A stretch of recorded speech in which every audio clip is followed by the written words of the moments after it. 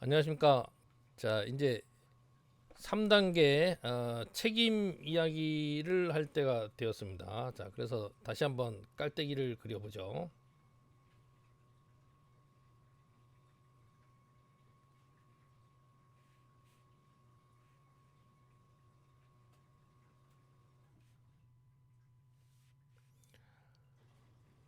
범죄 성립 여부를 이제 판단을 하기 위해서 이제 사건 내용 블라블라블라블라블라 하는 사건 내용을 이제 여기다 집어넣는데, 이제 집어넣으면 여기에 그 필터가 세 장이 있어가지고 한 장, 두 장, 세 장, 이 필터를 이제 거치게 되는데, 첫 번째 필터가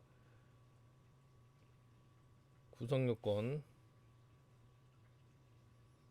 두 번째 필터가 위법성, 그리고 마지막 세 번째 필터가 책임.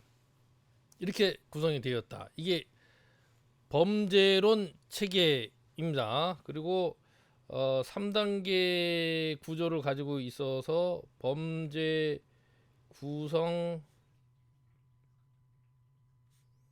3원론, 이렇게 부릅니다. 범죄 구성 3원론.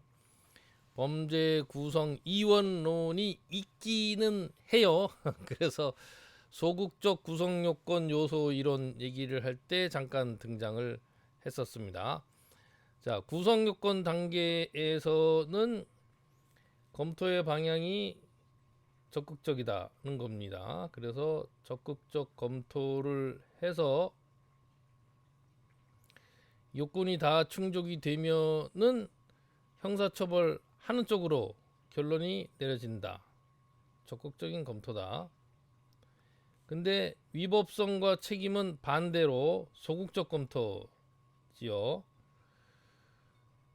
그래서 모든 요건이 다 충족이 되면은 반대로 형사처벌 안 하는 쪽으로 결론이 내려진다. 그래서 위법성을 검토하는 게 아니고 위법성 조각 사유를 검토를 한다는 겁니다. 책임 단계도 마찬가지로 책임이 있는지를 검토하는 게 아니라 책임 조각 사유가 있는지를 검토를 한다는 겁니다. 자, 그러니까 일단 전제는 이제 구성 요건이 충족이 된다면은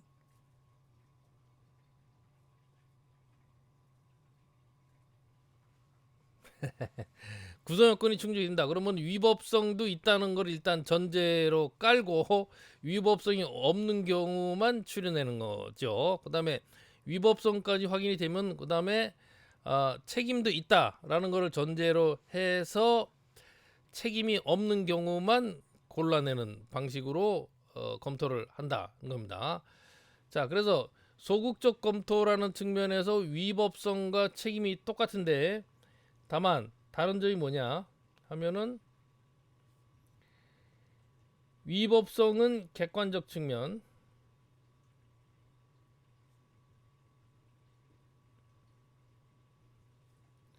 책임은 주관적 측면에서 봐줘야 될 이유가 있는지를 찾는 것이다 하는 겁니다. 객관적 측면은 행위 자체의 속성을 얘기를 하는 겁니다.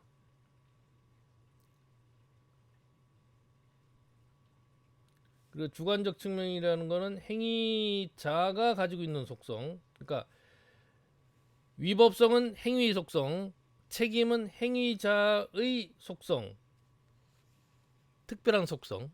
그러니까 처벌하지 말아야 될 이유가 이제 거기에 있다라는 겁니다. 자, 이 책임주의 원칙은 형법에 나오질 않아요. 그러니까 형법에 이제 책임주의 원칙이라는 규정이 없어요. 헌법에도 없어요. 자, 그런데 죄형 법정주의 정도 수준의 헌법적 원칙이다라고 인정이 됩니다. 그래서 책임주의 원칙에 위배되는 것도 위헌이에요. 헌법에 위배되는 거예요. 그래서 252페이지 그 밑에 맨 밑에 있는 판례가 그겁니다. 양벌 규정이라는 게 있었는데, 양벌 규정이라는 게 이제 둘 다 처벌한다는 규정이죠. 그래서 이제 양벌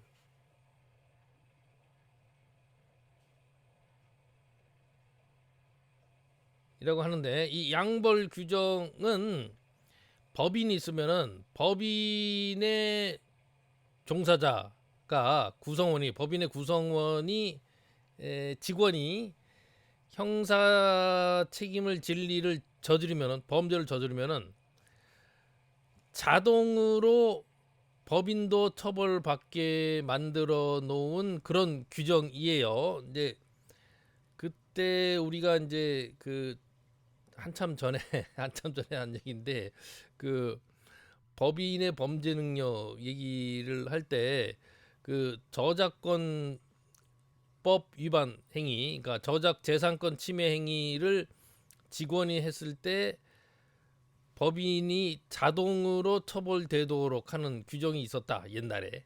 양벌 규정. 근데 이제 그 양벌 규정이 지금 여기서 이 판례에서 문제된 거는 의료 기사 등에 관한 법률. 요거 이제 의료 기사가 소속된 법인이 자동으로 처벌되는 건데, 이제 그 아무것도 확인 안 하고 그냥 그 직원이 범죄를 저질렀으면은 자동으로 똑같이 처벌받는. 이제 물론 이제 지금 현재는 법인에 대한 형사처벌이 벌금만 가능하다고 법원이 보고 있어요. 그러니까 법원에 그러니까 양벌 규정 자체가 그 벌금 규정에만 붙어 있어가지고, 그래서 이제 벌금만 사실상 부과되고 있는 그런 상황입니다. 그런데 여기에 이제 그 책임이 있는지 없는지, 책임의 소재를 가리지 않고, 그러니까 법인에게 책임이 있는지 없는지를 가리지 않고 무조건 처벌하는 거는 곤란하다 겁니다. 이게 이제 그 이런 양벌 규정 만들어 놨던 게, 법인이 사람은 사람인데 자연인과 다르지 않느냐. 그래서 이제 그 법인의 범죄 능력을 부인하는 쪽에서는 법인이 생각이라는 게 없지 않냐.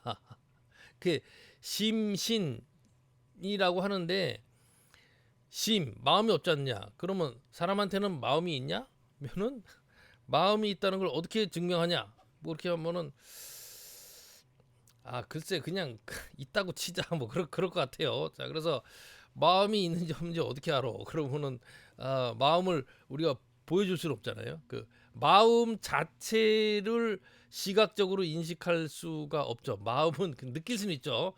저 사람이 차가운 마음을 갖고 있는지 따뜻한 마음을 갖고 있는지를 이렇게 느낄 수는 있어요. 기운을 느낄 수는 있는데 시각적으로 인지하는 거는 불가능하죠. 그래서 이제 사람의 마음이, 그러니까 사람의 마음을 시각적으로 인지할 수 있는 사람도 있대요. 그래서 그때 얘기를 잠시 했었죠. 이제 사람의 신체가 이렇게 있으면은 마음은 요 그 신체보다 좀 큰 사이즈로, 그다음에 영혼은 이제 그 달걀 모양인데 이제 그보다 좀 더 큰 사이즈로 뭐 이렇게 있다. 뭐 이렇게 시각적 인식이 가능한 사람, 이제 오라도 보고 그러는 사람은 이제 그렇게 묘사를 할 수 있겠지만 일반적으로는 인식이 안 되죠. 그러면 이제 법인의 경우는, 그러면 법인도 뭐 사람이나 법이나 자연이나 법이나 안 보이기 마찬가지죠. 어쨌든 법인이 이제 그 생각할 수 있는 능력이 없으니까, 그러니까 일반적 행위 요소를 인정할 수 없다. 뭐 그래서 이제 법인의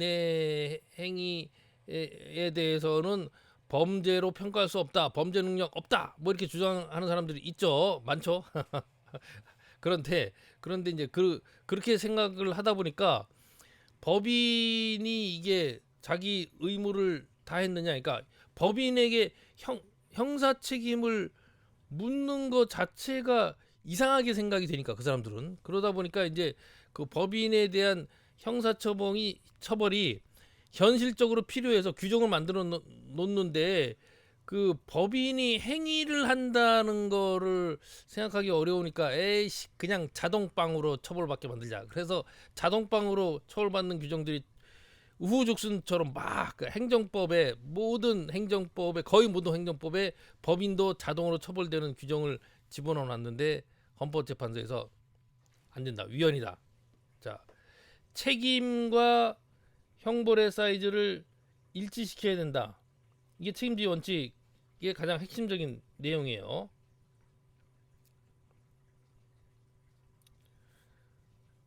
그래서 책임보다 형벌이 커져서는 안 된다 하는 게 책임주의 핵심적인 원칙인데, 그러면은 책임이 있는지 없는지를 따져봐야 되지 않느냐. 책임. 자, 그 책임이 뭔지를 지금 이제 얘기를 해야 되는데, 책임이라는 게 나쁜 짓을 저질렀을 때 가해지는 비난. 네 책임이야. 이건 네 책임이야. 그러면 이제 네가 잘못한 거야. 이 잘못된 결과는 너 때문에 만들어진 거야. 그래서 그 사람을 비난하는 거죠. 그래서 그러니까 책임져 이씨. 내가 책임지겠다. 그러면 책임을 진다는 거는 이제 뭐 형사 책임을 지든지 아니면 뭐 저 책임지고 자리에서 물러나든지 뭐 그러니까 그 불이익을 내가 지겠다라는 거죠. 그 잘못한 데에 대한 불이익, 그 응당한 불이익, 그러니까 응징이죠. 내가 책임지겠다라는 얘기는 내가 잘못된 것에 대한 응징을 달게 받겠다. 뭐 이런 표현이라고 볼 수가 있겠습니다.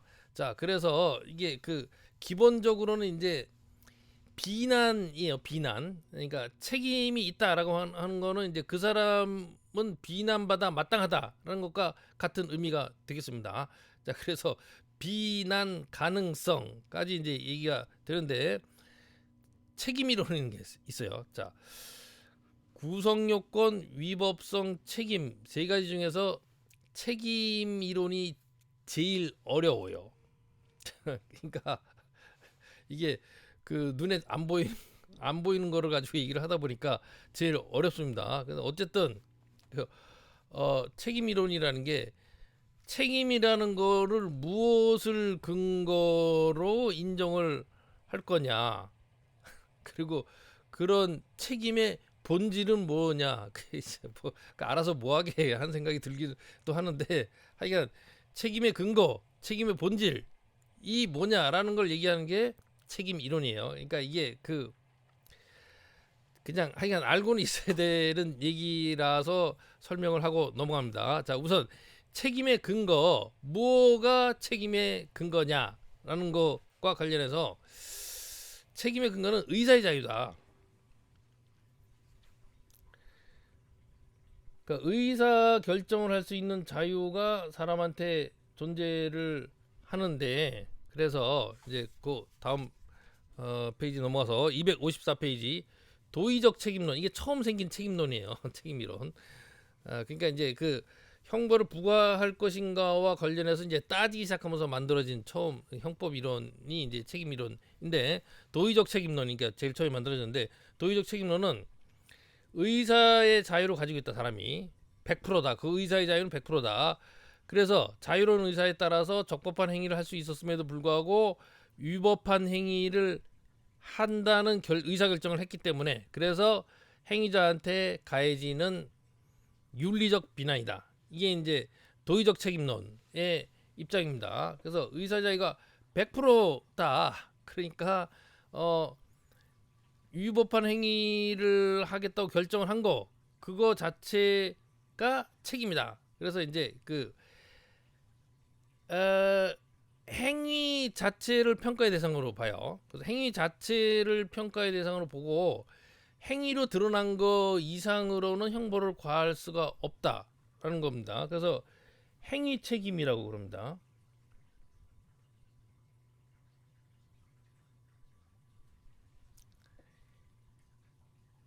의사의 자유가 100%이기 때문에 사람이 마음 먹은 대로 자기가 어떻게 할지를 결정을 할 수 있다는 거예요. 그래서 겉으로 드러난 불법의 크기만 보고 거기에 일치하는 형벌을 부과를 하면 된다는 겁니다. 그래서 뭐가 빠져 있냐면은 행위자가 이게 범죄적 성향이 강한 사람이냐 약한 사람이냐 이게 빠져 있어요. 그러니까 똑같은 행위를 하더라도 범죄적 성향이 강하면 좀 더 많이 처벌을 해야 되지 않느냐 하는 생각이 빠져 있는 겁니다. 그래서 행위 책임 그리고 객관주의 입장이에요. 그래서 객관적으로 행위 자체를 보고 평가를 하자라고 하는 게 객관주의 입장입니다. 그게 요 얘기죠. 그 객관적인 측면을 보는 게 이게 행위 자체만 평가를 하면 된다 하는 입장입니다. 그다음에 이제 주관적인 측면을 보는 거는 이제 행위자를 평가를 해야 된다 하는 그런 쪽의 입장이에요. 자, 그러면은 의사의 자유가 100%냐에 대해서 이제 그 논란이 있었어요. 그러니까 자, 시험이 가까워졌다.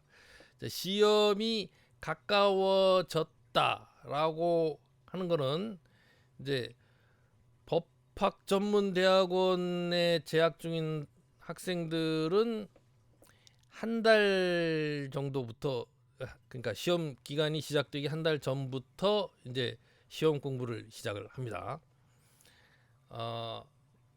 그냥 학부생일 경우에는 저의 경우에는 한 일주일 전에 시작했던 것 같은데 요새는 모르겠어요. 1년 내내 시험 공부를 하나요? 뭐 그러진 않을 것 같은데. 예, 그 이제 근데 시험이 가까워질수록 조금씩 좀 그 시험 준비에 좀 시간을 많이 투자를 해야 되는데 한 잔 한 잔? 뭐 이렇게 생각이 든다. 자, 응? 이게 이제 그 시험이 가까웠다는 그 상황, 그다음에 누가 한잔 하자고 꼬신다는 상황하고, 그다음에 이거를 매몰차게 거부를 할 수 있는 성격의 소유자냐 아니면은 한 잔? 그 띠리리리르 자 제가 옛날에 학부 때 중앙도서관에서 계속 공부를 하고 있었는데 중앙도서관에서 계속 공부를 하면서 이제 그 고등학교 동문회, 요새는 고등학교 동문회 안 하는 것 같은데 고등학교 이제 동문회를 이제 한 달에 한 번 정도 이제 나가서 같이 그 놀고, 그러면 이제 동문들이 이제 친해지면서 그러면 이제 도서관에 앉아서 공부를 탁 하고 있으면은 동문 선배는 별로 없었고 후배들이 많았는데 그러니까 그 군대 가기 전에는 도서관에 앉아서 공부를 안 했기 때문에 도서관에 앉아서 공부를 시작한 거가 이제 군대 갔다 온 뒤라서 그러다 보니까 이제 후배가 더 많았는데 그 앉아서 공부를 하고 있으면은 후배 하나 와가지고 이 눈치를 하면 공부해야 되는데 생각하다가 그러면 나가서 어, 가볍게 한 잔 생맥주 팍팍팍팍팍 마시고 밥값은 해야지. 그러고 이제 다시 올라와가지고 공부를 하면 공부가 잘 돼요. 막 줄도 빡빡 긋고 막 잘 돼요. 근데 그 다음날 기억이 하나도 안 나. 공부는 하였으나 기억이 안 나. 책을 보니까 공부 열심히 했어. 막 줄도 긋고. 그럼 다시 해야지. 그러니까 술 마시면 공부가 잘 되는데 기억에 남지 않기 때문에 하나마나. 그러니까 술 먹은 날은 딜이 마시고 그냥 쉬는 게 제일 좋죠. 자 그러니까 이렇게 되는데 이게 의사의 자유가 있냐 이거예요. 이 상황에서 그 유혹을 뿌리칠 수 있는 게 사람이냐 아니잖아라고 이제 얘기를 하는 게 이제 사회적 책임론이에요. 근데 255페이지는 사회적 책임론 아니다. 그러니까 환경과 소질, 그러니까 그 표현을 그거를 좋아해요. 소질과 환경과 소질 뭐 이런 표현을 좋아하는데 행위 상황이죠. 행위 상황이 전개가 되면은 그 사람의 성격과 결부가 돼가지고 반드시 필연적으로 무언가를 하게 돼 있다. 이거는 피할 수가 없다. 피하는 거 불가능하다. 그래서 의사 자유가 있냐? 없다. 0%. 자, 그래가지고 도의적 책임론은 의사 자유 100%, 사회적 책임론은 0%. 뭐가 맞냐? 그래가지고 이제 서로 자기네가 맞다는 증거를 막 들이미는데 증거가 다 말이 돼요. 이쪽에서 들이미는 증거도 말이 되고 저쪽에서 들이미는 증거도 말이 되고, 그러니까 도의적 책임론 쪽에서는 이제 이와 같은 상황에서 그래도 뿌리치고 꿋꿋하게 공부하는 사람이 있다. 맞아요, 있어요, 그런 사람. 사회적 책임론에서는 웃기지 마라. 거의 95%는 술 마시러 간다. 뭐 그런 사람도 많으니까. 그래서 이제 뭐가 맞냐? 어쨌든 그 도의적 책임론은 행위만 가지고 평가를 해야 된다. 그래서 행위 책임 객관주의. 사회적 책임론은 아니다. 행위자의 수고, 이게 행위 상황은 우리가 탓할 수가 없으니까 행위자의 성격만 우리가 언급할 수 있다. 그래서 형법에서 할 수 있는 거는 범죄적 속성, 그러니까 그 유혹이 생겼을 때 범죄를 저지를 수밖에 없는 그 범죄적 속성, 범죄적 성향을 가지고 있는 사람을 데려다가 교육을 시켜서 그 범죄적 성향을 줄이고 궁극적으로는 없애주는 거가 형벌이 할 일이다. 그러니까 그 형벌은 그러한 목적을 가지고 수행을 해야 된다. 그래서 목적형주의예요. 형벌은 목적을 가지고 부과돼야 된다. 그래서 행위자에 대한 평가가 제일 중요하다. 그러니까 행위 자체는 범죄를 저질렀다라고 하면은 이 사람이 범죄적 성향을 가지고 있는 사람이다라는 걸 보여주는 징표에 불과하다. 중요하지 않다. 그래서 그 무슨 형벌을 얼마를 부과할 것인가는 무조건 행위자를 보고 판단해야 된다. 그래서 이제 어떤 행위를 했느냐라는 것은 이 행위자를 판단하기 위한 판단 기준이 될 뿐이다. 그래서 행위자 형법이에요. 그리고 주관주의죠. 주관주의라는 건 이제 행위자에 초점을 맞춘다라는 겁니다. 자, 그래서 이제 싸웠어요. 도의적 책임론과 사회적 책임론이 서로 자기가 맞다고 싸웠고 결론은 없어요. 결론은 그런 것 같기도 하고 아닌 것 같기도 하다. 그런데 잘 모르겠다가 결론이에요. 그래서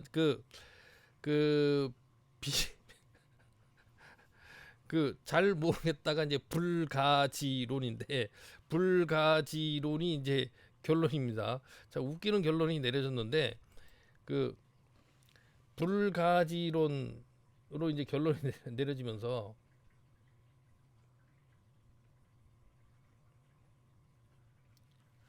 모르겠는데 꼭 그걸 증명을 해야 되냐 이거예요. 그러니까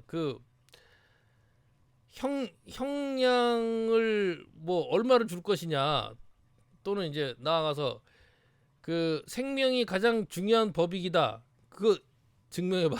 생명이 가장 중요한 법익이라는 걸 어떻게 증명해요? 증명 못하잖아요. 그러니까 모든 형사법적인 판단이 맞고 그러다는 거를 증명을 해야 되냐? 야, 우리가 자연과학 하냐? 아니잖아. 자연과학 아니잖아. 규범 학문하는 거잖아. 그러니까 입증할 필요 없어. 그냥 우리가 정하면 돼 하는 거예요. 그냥 우리가 정하자 이게. 그러니까 경험 과학이 아니라 이거는 규범 학문이다. 그래서 규범론 내 입장에서 정하면 된다. 그래서 정하자라고 합의가 거기서 이제 합의가 된 겁니다. 야, 모르겠다. 그냥 의사의 자유 있는지 없는지 우리가 그냥 결정하자. 그래서 의사의 자유가 있는지 없는지를 정했어요. 어느 쪽으로? 있다 쪽으로. 그러니까 사람들이 어떻게 생각하느냐. 그러니까 사회 구성원들의 생각이 제일 중요한 거예요. 사회 구성원들은 어떻게 생각하냐? 의사의 자유 있다고 생각한다 이게요. 그러니까 누가 잘못하면은 야, 이 새끼야, 너 왜 그랬어? 자, 이렇게 얘기를 하는데 이거는 의사의 자유, 너 그렇게 하지 않을 수 있는데도 불구하고 너 그렇게 했으니까 너 나쁜 놈이라고 얘기하는 거니까 사회 구성원들은 의사의 자유가 있다고 본다, 이게 있다. 그래서 의사의 자유 있다고 보고 일단 원칙적으로 의사의 자유가 인정이 되는데, 근데 너 이 새끼 왜 그랬어 그랬는데 설명을 듣고 납득이 가는 경우가 있어요. 뭐 그래, 그 정도면은 술에 완전히 떡이 돼가지고 아침에 일어날 수가 없었구나. 아니 뭐 그게 나도 뭐 그렇기는 한데 뭐 가끔 그러는데 뭐 그렇다면 그냥 뭐 할 수 없지. 뭐 이게 이제 납득이 가는 경우가 있다라는 겁니다. 너 왜 싸웠어? 너 왜 욕했어? 근데 저기 완전히 이게 꽐라가 돼가지고 기억도 잘 안 나는데요. 죄송합니다. 뭐 이러면 그래 뭐 참 그래 알았다. 뭐 이게 가능하니까 의사의 자유 있는데 경우에 따른 없을 수도 있다. 그런 거를 인정을 하자라는 겁니다. 지금 그렇게 합의가 이루어졌는데 그럼에도 불구하고 그게 아니고요라고 하는 게 인격적 책임론이에요. 256페이지 인격적 책임론은 의사의 자유가 100%가 아니다라는 거예요. 그 자기가 성격을 형성했는데 본인이 형성한 거라는 거죠. 그러니까 그게 본인이 그거를 자유의지에 의해서 형성을 했느냐 아니면은 환경에 의해서 성격이 형성이 된 거냐 그건 모르지만 하여간 그 성격이 형성돼 있는데 그 성격 형성된 성격에 의해서 의사의 자유가 제한이 된다 이게. 그래서 제한되기는 하는데 그래도 의사의 자유가 없다고는 할 수 없다. 그래서 제한된 범위 내에서 의사의 자유를 가지고 있다. 그래서 이제 어정쩡한 입장입니다. 그래서 객관주의와 주관주의를 그 절충한 그런 입장이고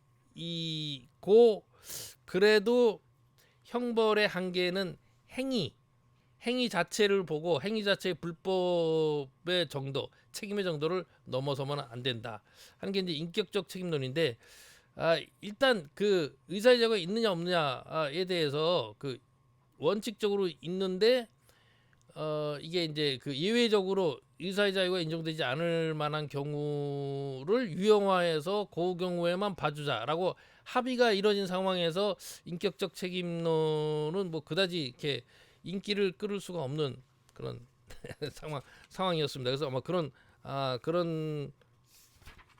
학설이 있구나라는 거를 알면 되겠습니다. 자, 여기까지 하고 잠깐 쉬었다가 또 이어서 하도록 하겠습니다. 마치겠습니다. 감사합니다.